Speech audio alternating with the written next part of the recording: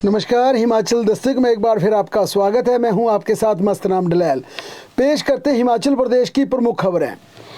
सुक्खू सरकार के 3 साल पूरे होने पर तीसरी वर्षगांठ का आयोजन मंडी के गढ़ भाजपा के गढ़ मंडी में संभावित है। इसके लिए राज्य सरकार ने कल हिमाचल प्रदेश के ब्यूरोक्रेट्स की महत्वपूर्ण बैठक बुलाई है।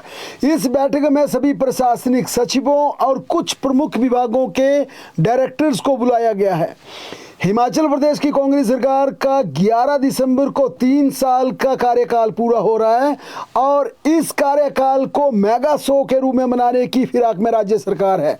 सरकार ने इस समारोह का जश्न मनाने का फैसला लिया है और ये एक बड़ा मेगा शो होगा। कार्यक्रम को सफल बनाने का जिम्मा जीएडी यानी जनरल एडमिनिस्ट्रेशन डिपार्टमेंट को सौंपा गया है।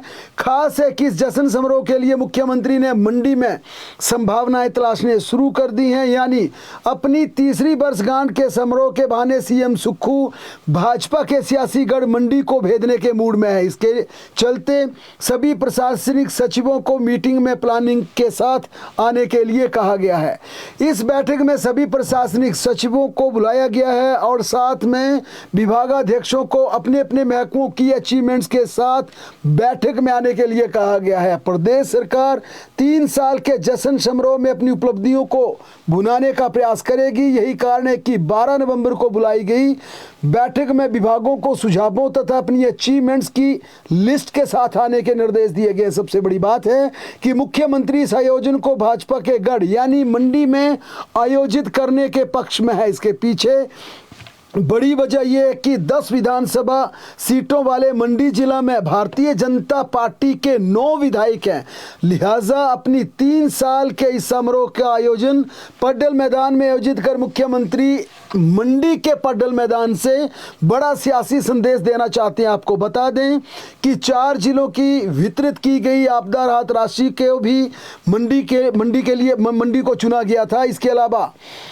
इसके लिए आयोजित कार्यक्रम में मुख्यमंत्री ने भाजपा पर जमकर निशाना साधते हुए दोहराया कि विरोधी दल 5 गुटों में विभाजित है। सूचना के अनुसार सुक्खू सरकार अपनी तीसरी वर्षगांठ में प्रदेश के लिए बड़ी घोषणा भी कर सकती है। यानी जो हिमाचल प्रदेश की महिलाओं को 1500 रुपये देने का चुनावी वायदा था, चुनावी गारंटी थी। हालांकि कुछ स्थानों पर कुछ महीनों के लिए 1500 दिए गए, लेकिन ये क्रम अब रुक गया। लिहाजा माना जा सकता है कि मंडी के पड्डल मैदान से 1500 को लेकर यानी समूचे प्रदेश की महिलाओं को 1500 देने का ऐलान सरकार कर सकती है।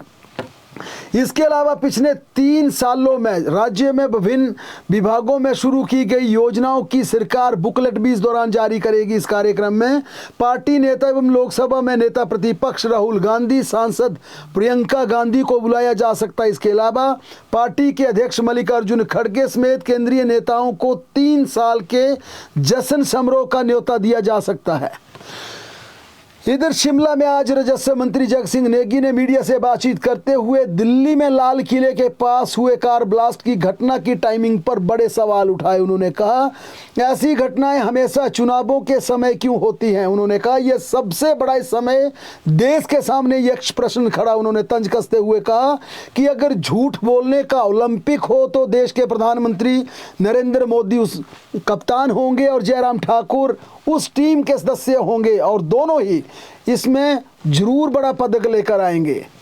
हिमाचल प्रदेश के शहरी विकास प्राधिकरण हिमुडा में बड़ा प्रशासनिक फेरबदल हुआ है और निचले स्तर कर्मचारियों में बदलाव हुआ है।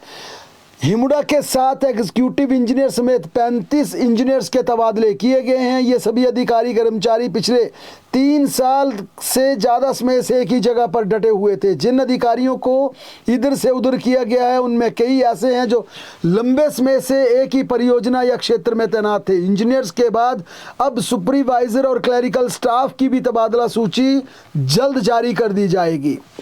हिमुडा में 7 एग्जीक्यूटिव इंजीनियर्स के तबादला आदेश आज जारी कर दिए गए। इसकी बाकायदा नोटिफिकेशन भी इशू कर दी है। हिमाचल सरकार ने 4 आईपीएस अफसरों समेत 28 पुलिस अधिकारियों के तबादला कर इनमें से 10 अफसरों के तबादलादेश रद्द किए हैं। साल 2011 बैच के आईपीएस अधिकारी अरिंदम दिग्विजय नेगी को प्रमोशन के बाद DIG narcotics control bureau CID Shimla में लगाया गया है। वर्ष 2012 बैच के रोहित मालपानी को एसपी साइबर क्राइम शिमला में नियुक्त किया गया है। साल 2014 बैच के डॉक्टर कार्तिकेयन गोकुल चंद्रन को कमांडेंट 3rd बटालियन पंडो में तैनाती दी गई है, जबकि वर्ष 2015 बैच के पदम चंद को कमांडेंट 1 जुनगा में लगाया गया है। वहीं जारी हुए तबादलादेशों में एएसपी मंडी का कार्यभार देख रहे सागर चंद्र को एएसपी 3rd बटालियन पंडो में तैनाती दी है। इससे पहले उनका तबादला 6ठी आईआरबी धौलाकुआं के लिए किया गया था। राकेश कुमार को कमांडेंट होमगार्ड 9वीं बटालियन धर्मशाला में लगाया गया है। इनके तबादलादेश एएसपी 5वीं बटालियन बस्सी बिलासपुर के लिए हुआ था। भूपेंद्र सिंह बरागटा को कमांडेंट होमगार्ड मुख्यालय शिमला में लगाया गया है। इनका तबादला एएसपी सीआईडी मंडी के लिए किया गया था। इसी तरह से 2011 बैच के अधिकारी प्रमोद चौहान को एएसपी लीव रिजर्व पुलिस मुख्यालय, 2011 बैच के अधिकारी रतन सिंह को एएसपी ट्रैफिक टूरिस्ट रेलवे लगाया गया। इनका तबादला पहले कमांडेंट होमगार्ड मुख्यालय शिमला में किया गया था। वहीं 2018 बैच के अधिकारी अजय कुमार को डीएसपी 3rd बटालियन पंडो में तैनाती दी गई है। इससे पहले उनका तबादला डीएसपी ठियोग किया गया था। वर्ष 2019 बैच के अधिकारी चंद्रशेखर को डीएसपी आनी से डीएसपी शिमला ट्रैफिक में लगाया गया है। इसी तरह से 2020 बैच के अधिकारी राजीव मेहता को डीएसपी आनी में तैनाती दी है। इससे पहले इन्हें डीएसपी 4th बटालियन जंगलबैरी में लगाया गया था। वर्ष 2020 बैच के अधिकारी अनिल कुमार को staff officer IG officer northern range Dharamshala में तैनाती दी गई है। इसी तरह 2021 बैच के अधिकारी नवीन झाल्टा को डीएसपी दाड़लाघाट, 2021 बैच के अधिकारी हरनाम सिंह को DSP state vigilance and anti corruption bureau Shimla जिला किन्नौर में तैनाती दी है। इससे पहले इनका तबादला डीएसपी रामपुर के लिए हुआ था। जबकि 2023 बैच के अधिकारी संजीव कुमार गौतम को डीएसपी मुख्यालय हमीरपुर लगाया है। 2021 बैच के अधिकारी नितिन चौहान को मुख्यालय रिपोर्ट करने के लिए कहा गया है। वे डीएसपी हेडक्वार्टर हमीरपुर का जिम्मा संभाले हुए थे। इनका तबादला आदेश अलग से जारी किया जाएगा। 2008 बैच के एचपीएस अधिकारी नरेंद्र कुमार का तबादला आदेश रद्द कर दिया है। उन्हें एसपी 5वीं बटालियन बस्सी में एएसपी सिरमौर भेजा गया था। इसी तरह 2010 बैच के एचपीएस अधिकारी योगेश रोल्टा का भी तबादला आदेश रद्द कर दिया है। इन्हें एसपी सिरमौर से एएसपी 5वीं बटालियन बस्सी बिलासपुर भेजा गया है। वहीं 2013 बैच के अधिकारी कमल किशोर का तबादला आदेश रद्द कर दिया है। उन्हें डीएसपी 5वीं बटालियन बस्सी बिलासपुर भेजा गया था। 2017 बैच के अधिकारी रमाकांत ठाकुर के भी तबादला आदेश रद्द कर दिए हैं। इन्हें डीएसपी 1st बटालियन बनगढ़ में तैनाती दी गई थी। 2018 बैच के अधिकारी सिद्धार्थ शर्मा का तबादला रद्द कर दिया गया है। इन्हें डीएसपी हेडक्वार्टर सिरमौर भेजा गया था। 2020 बैच के अधिकारी शेर सिंह का तबादला आदेश रद्द कर दिया है। उन्हें डीएसपी चुवाड़ी लगाया गया था। इसी तरह 2022 बैच के अधिकारी नरेश कुमार का तबादला भी रद्द कर दिया है। उन्हें DSP state vigilance anti corruption bureau leave reserve लगाया गया था। 2022 बैच के अधिकारी विजय कुमार का भी तबादला रद्द कर दिया है। इन्हें डीएसपी पामटा साई भेजा गया था। 2024 बैच के अधिकारी योगराज के भी ट्रांसफर को रद्द कर दिया है। इन्हें डीएसपी चुवाड़ी से डीएसपी बद्दी लगाया गया था। हिमाचल प्रदेश में वन विभाग के 53 डिप्टी रेंजर पदोन्नत कर रेंजर बना दिए हैं। इसे लेकर वन विभाग ने आज नोटिफिकेशन जारी कर दी है।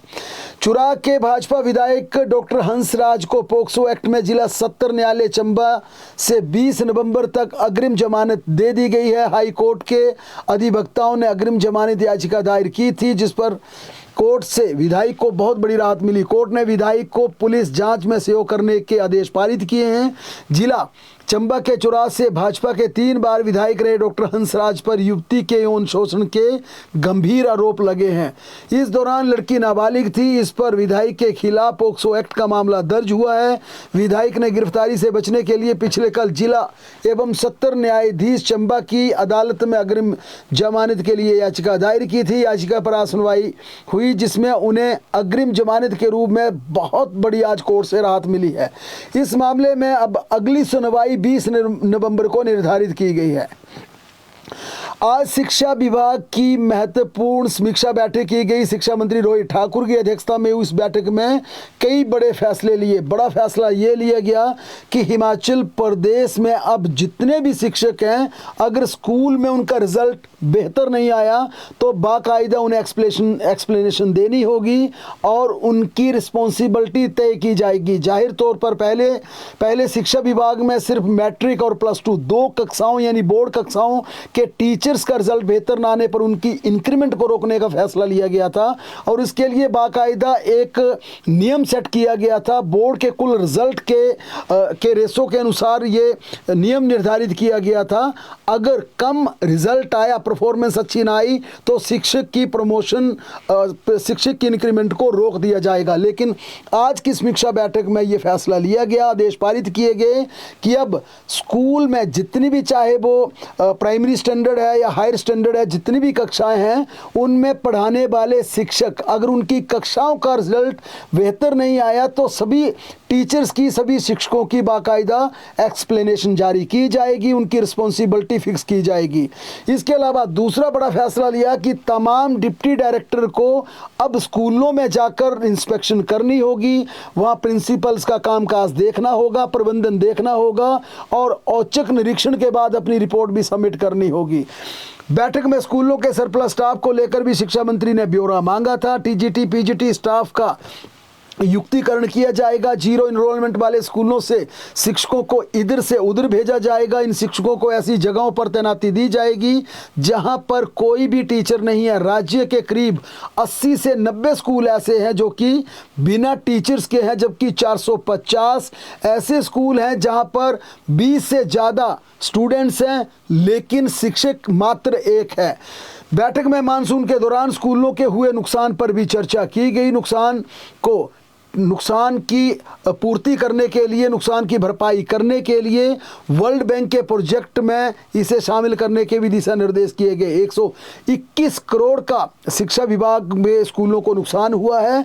इसके अलावा 1411 स्कूल भारी बरसात के कारण क्षतिग्रस्त हुए हैं। लेकिन आज शिक्षा मंत्री ने यह साफ निर्देश जारी कर दिए कि अब शिक्षकों को उन्हीं जगह पर बदला जाएगा जहां पर टीचर्स नहीं होंगे, यानी शिक्षकों के तबादले उन्हीं जगह पर होंगे जहां पर स्टूडेंट्स ज़्यादा हैं, शिक्षक कम हैं। और साथ में बड़ी डायरेक्शन ये भी दे दी कि अब जो परीक्षाएं, वार्षिक परीक्षाएं आनी हैं उसमें बाकायदा फर्स्ट स्टैंडर्ड से लेकर +2 तक सभी कक्षाओं का रिव्यू किया जाएगा कि उन कक्षाओं को पढ़ाने वाले शिक्षकों की परफॉर्मेंस क्या रही और जिनका रिजल्ट बेहतर नहीं हुआ उनके खिलाफ बड़ी कार्रवाई, यानी कि पहले चरण में उनको नोटिस जारी किया जाएगा, एक्सप्लेनेशन उनसे ली जाएगी, फिर उनकी रिस्पॉन्सिबिलिटी फिक्स की जाएगी।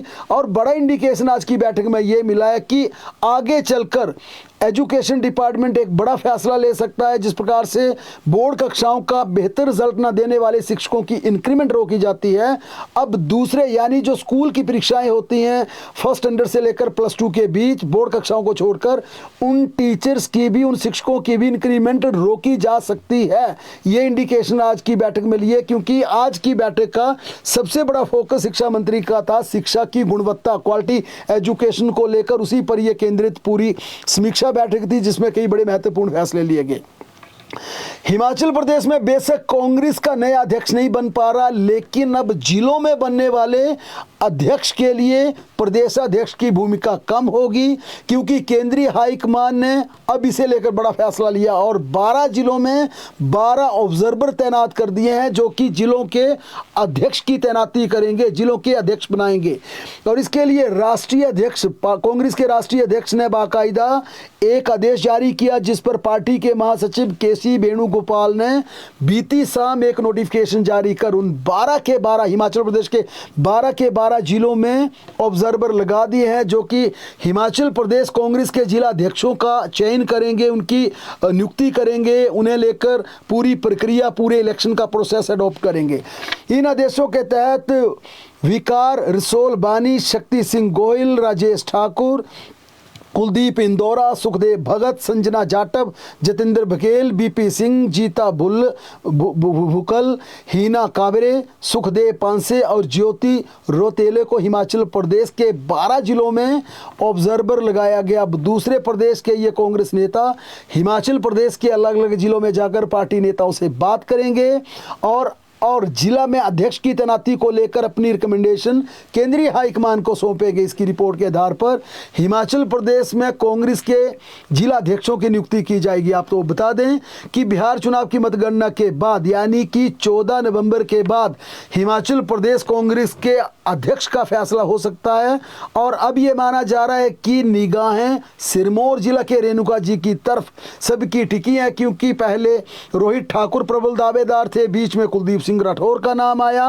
अब जो तेजी से नाम उभर कर सामने आ रहा है वो रेणुका जी के विधायक विनय कुमार का नाम उभर कर सामने आ रहा है और माना जा रहा है कि अब हिमाचल प्रदेश के मुख्यमंत्री की कंसेंट जो कि पहले दी जा चुकी है और जो 1 to 1 तमाम नेताओं से मुलाकात हुई थी, इंटरव्यू राष्ट्रीय अध्यक्ष करके और राहुल गांधी ने बात की थी, इसके बाद ये तय हो गया है कि हिमाचल प्रदेश कांग्रेस का अध्यक्ष किसे बनाया जाएगा। लेकिन इसकी औपचारिक घोषणा बिहार चुनावों के बाद की जाएगी। और अब भी हालांकि बात की जाए, क्योंकि जब तक नोटिफिकेशन जारी नहीं होगी, 3 बड़े चेहरे इस प्रतिस्पर्धा में बने हुए हैं, विनय कुमार, रोहित ठाकुर और कुलदीप राठौर। दिल्ली में बीती शाम लाल किले के पास कार के धमाके के बाद राजधानी दिल्ली सहित देश भर में सुरक्षा व्यवस्था बढ़ा दी गई। सुरक्षा एजेंसियां अलर्ट मोड पर आ गई। वहीं दिल्ली के लाल किले मेट्रो स्टेशन के गेट नंबर 1 के पास हुए धमाके के बाद राष्ट्रीय जांच एजेंसी ने पूरी तरह से इन्वेस्टिगेशन के लिए मोर्चा संभाल लिया। गृह मंत्रालय ने दिल्ली कार ब्लास्ट के 20 घंटे बाद मामले की जांच ANI को सौंप दी है। कार में ब्लास्ट बीती शाम 6:52 पर लाल किले मेट्रो स्टेशन के गेट नंबर 1 के पास हुआ था। ब्लास्ट में मरने वालों की संख्या आधिकारिक रूप से 12 हो चुकी है। इनमें 2 महिलाएं भी शामिल हैं, जबकि 20 घायलों का इस समय भी उपचार चल रहा है। इसी के तहत हिमाचल प्रदेश में अलर्ट जारी कर दिया गया है, चौकसी बढ़ा दी गई है। शिमला प्रवेश द्वार, सोगी सहित प्रदेश के अन्य स्थानों पर वाहनों की चेकिंग की जा रही है। हिमाचल पुलिस की ओर से नागरिकों के लिए अलग से एडवाइजरी जारी कर दी गई है। प्रदेश पुलिस ने सभी जिलों में विशेषकर सीमावर्ती और संवेदनशील क्षेत्रों में निगरानी और सुरक्षा प्रबंधों को मजबूत कर दिया है। हिमाचल प्रदेश में 17 नवंबर तक मौसम साफ बना रहेगा। मौसम विज्ञान केंद्र ने अगले सप्ताह के दौरान भी हिमाचल प्रदेश में मौसम के साफ बने रहने का पूर्वानुमान लगाया है। हालांकि इस दौरान अधिकतम तापमान सामान्य बना रहेगा, मगर न्यूनतम तापमान में और ज़्यादा गिरावट होने की पूरी संभावना है। बहरहाल प्रदेश की तमाम बड़ी खबरों के लिए लगातार जुड़े रहें हमारे साथ, देखते और पढ़ते रहें हिमाचल दस्तक।